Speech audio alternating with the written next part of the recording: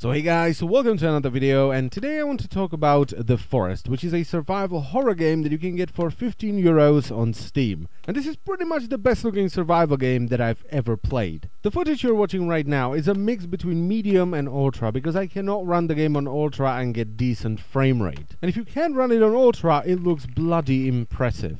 Now, I don't think I've played a game that would fit the survival horror description as well as The Forest, alright? You're gonna try to survive and you're gonna shit yourself while you're doing it. That's the best description of The Forest I can give you.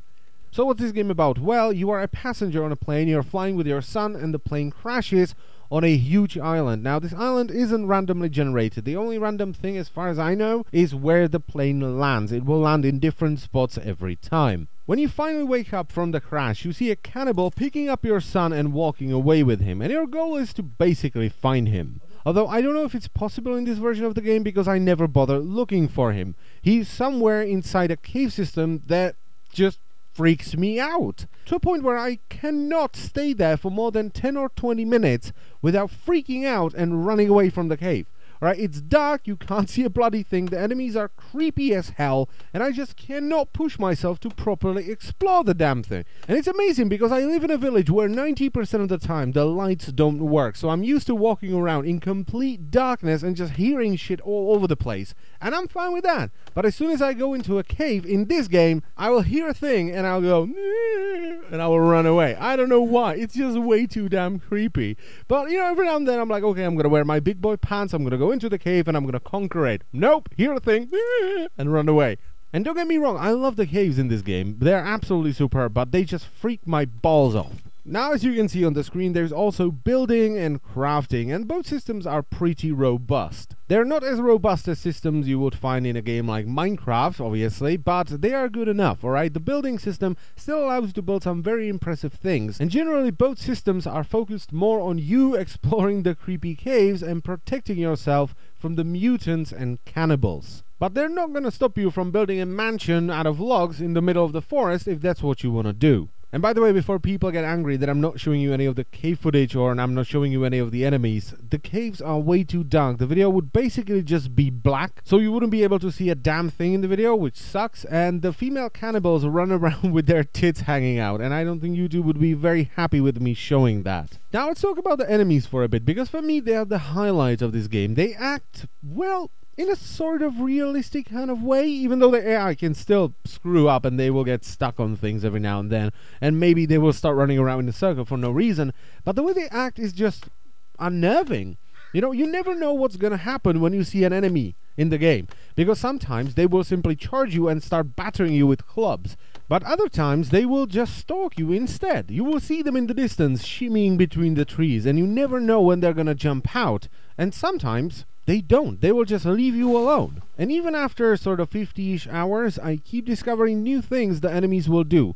As an example, I was walking along on a beach and I saw a group of 3 cannibals. So I charged them and killed 2 of them. But as I was running towards the 3rd guy, instead of fighting me or running away, he just crawled up into a ball and started crying.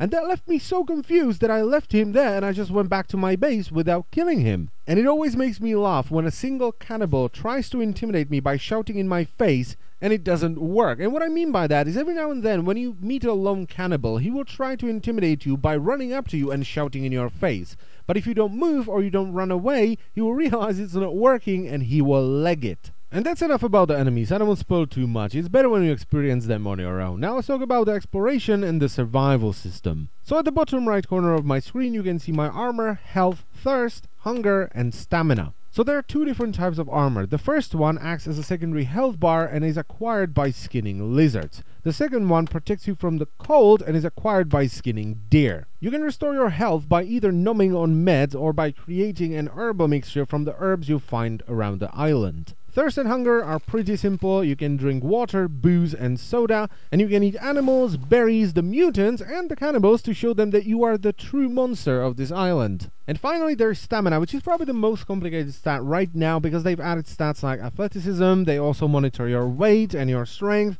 and it's basically a combination of these things, and you can restore it by drinking soda, eating berries and stuff like that, and it's depleted by doing virtually anything. And yes, if you just stick around in your base all the time, numbing on cannibals, you will get fat in this game. And the exploration, well, I've already talked about the caves. They are absolutely horrifying and they will scare the ever-living shit out of you. The forest is absolutely beautiful. There's also a snow biome now. There are beaches and it's just massive. It's gonna take you a long time to explore the entire island. And I almost forgot about the sound design in this game. So when a thing makes a sound, it makes the sound you would expect that thing to make, which is a really awful way of saying it's pretty good. And the sound design of the enemies, well, they're creepy enough when you see them. They're even worse when you finally hear them, because some of the sounds they make are just wrong.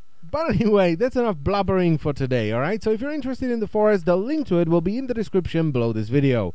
And thank you very much for watching, as always, and I will see you next time. Bye bye.